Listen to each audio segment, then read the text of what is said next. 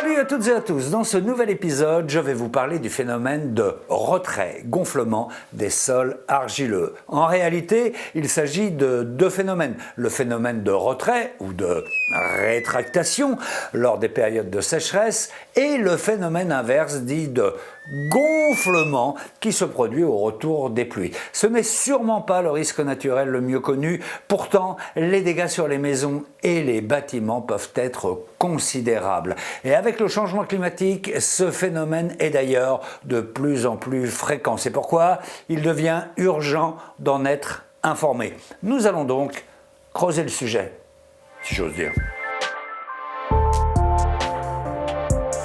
Pourquoi et comment se produit ce phénomène de retrait-gonflement? Eh bien, il est dû à la nature même de l'argile et à ses propriétés. En effet, certains sols argileux se modifient et se déforment en fonction de leur teneur en eau. Plus il y a d'eau, plus le volume de l'argile augmente, d'où le terme gonflement. À l'inverse, plus la teneur en eau est faible, plus l'argile se rétracte. Pourquoi? Eh bien, regardons au microscope.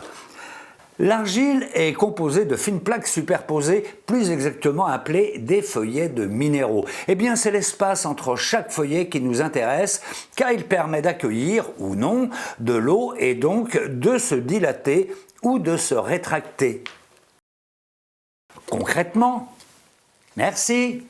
Si le temps est humide, alors un sol argileux sera souple et malléable. En revanche, si le temps est sec, un sol argileux sera dur et cassant. Mais attention, il existe plusieurs familles d'argile et elles ne présentent pas toutes la même capacité de déformation. Les plus sensibles au phénomène de gonflement-retrait sont la smectite, la vermiculite et la montmorillonite. Au-delà de la nature du sol argileux, il faut aussi des conditions climatiques particulières. Le principal facteur, c'est la succession de périodes de fortes pluies et de périodes de grande sécheresse. Regardez un peu ce schéma. Lorsqu'il fait très chaud et sec, l'eau s'évapore des couches argileuses. À cela s'ajoutent les arbres qui absorbent l'eau par leurs racines et assèchent encore plus le sol. Résultat, le terrain se rétracte et se déforme à tel point que les murs de la maison se lézardent. Et puis, les fissures traversent souvent les points de faiblesse de la maison, c'est-à-dire les fenêtres et les portes. Les dallages et les cloisons se disloquent, entraînant parfois aussi des ruptures de canalisation. Bref, vous l'avez donc compris, ce phénomène de retrait-gonflement des argiles est un risque naturel lié aux conditions météorologiques. Des conditions qui ne vont pas s'arranger avec le changement climatique qui nous annonce une alternance de périodes de sécheresse et de périodes de pluie de plus en plus fréquentes et intenses dans les années à venir. Autrement dit, sur le territoire français, nous serons de plus en plus concernés par ce risque naturel qui engendre déjà chaque année des dégâts considérables, notamment sur les maisons individuelles. Pour savoir qui est plus particulièrement concerné par ce phénomène de retrait-gonflement des argiles, regardons cette carte du BRGM, le Bureau de recherche géologique et minière. Les zones en orange et en rouge nous indiquent que presque la moitié du territoire est moyennement ou fortement exposé à ce risque, ce qui représente environ 10 millions de maisons individuelles. Mais soyons prudents sur les chiffres, car deux bâtiments construits sur le même sol argileux ne subissent pas forcément les mêmes dommages. Cela dépend beaucoup de leur mode de construction. Par exemple, plus la structure d'une maison est légère et peu rigide, plus elle est vulnérable. Les fondations aussi jouent un rôle déterminant. Moins elles sont profondes, plus le risque d'endommagement est élevé. De façon générale, il a été constaté lors des sinistres que les constructions les plus touchées sont les maisons individuelles de plein pied reposant sur des fondations superficielles. À cela s'ajoutent d'autres circonstances aggravantes, par exemple la présence d'arbres à proximité de la maison, car souvenez-vous, les racines pompent l'eau du sol et accélèrent le phénomène de rétractation des argiles. Vous allez me dire, que peut-on faire individuellement car nous ne sommes pas tous géologues ou spécialistes du bâtiment. Alors comment prévenir ce risque? Comment l'anticiper? Car le réchauffement climatique, lui, n'a pas prévu de s'arrêter.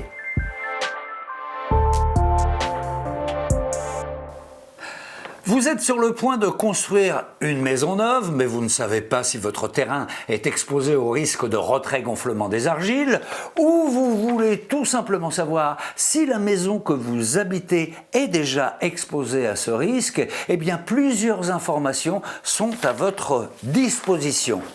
Suivez le guide. Alors, j'étais où ? Moi, perso, je vous conseille d'aller sur le site Erial Géorisque. Erial, ça veut dire État des risques réglementés pour l'information des acquéreurs et des locataires. C'est simple, il vous suffit d'indiquer votre adresse et hop, vous savez immédiatement si votre maison est dans une zone à risque ou non. Autre solution, vous pouvez aussi consulter la carte de France interactive sur le site Géorisque. Vous entrez l'adresse de votre commune et en haut à gauche de la carte, vous trouverez une icône qui vous permettra de sélectionner l'information argile. Et voilà le résultat. En effet, c'est pratique et très rapide. Autre info importante, depuis le 1er octobre 2020, si vous vendez un terrain non bâti et constructible situé en zone argileuse d'exposition moyenne ou forte, vous avez l'obligation d'effectuer une étude géotechnique préalable. Cette étude de sol, valable pendant 30 ans, est à la charge du vendeur. Elle permettra aux acheteurs d'y voir plus clair sur les risques encourus, mais elle permettra surtout d'anticiper et d'adapter la conception et la construction de la future maison. En effet, imaginons maintenant que vous soyez l'acheteur de ce même terrain. Avant de bâtir votre maison, une étude géotechnique de conception sera nécessaire en réponse à l'étude géotechnique préalable dont nous venons de parler. Autrement dit, vous ne pourrez pas construire n'importe comment. Il faudra respecter certaines règles concernant les fondations, le choix des matériaux et l'imperméabilisation du sol. Bref, il sera préférable de faire appel à des professionnels. Une recommandation, allez en mairie demander le PPR, c'est-à-dire le plan de prévention des risques concernant le retrait-gonflement des argiles ou les mouvements de terrain. Ce plan vous renseigne notamment sur les règles de construction obligatoires ou recommandées et il vous donne des conseils pour réduire les risques liés à ce phénomène. Enfin, si vous découvrez en regardant cette vidéo que votre habitation est exposée au risque de retrait-gonflement des argiles, quelques mesures de prévention existent malgré tout. Il suffit d'avoir les bons réflexes et il n'est jamais trop tard pour protéger votre maison. Si vous habitez dans une zone moyennement ou fortement exposée au risque de retrait-gonflement des argiles, pas de panique, il existe des solutions pour adapter et protéger votre maison.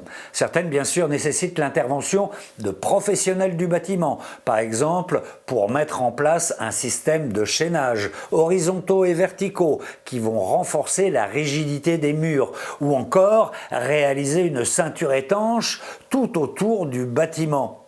Mais il existe aussi quelques adaptations que vous pouvez réaliser vous-même, en commençant par éloigner la végétation, et en particulier les arbres, de votre maison.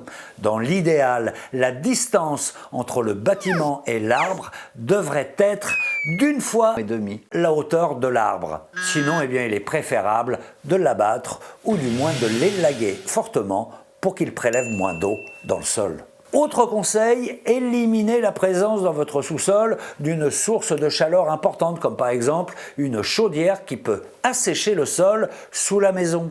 Dans ce cas, la solution est de réaliser une isolation thermique. Et pour conclure, sachez que le phénomène de retrait-gonflement des argiles a été intégré au régime des catastrophes naturelles, ce qui signifie que les dommages qui lui sont attribués sont indemnisés par les assureurs. Attention, si la commune a été reconnue en état de catastrophe naturelle sécheresse. La sécheresse qui d'ailleurs est devenue la deuxième cause d'indemnisation après les inondations.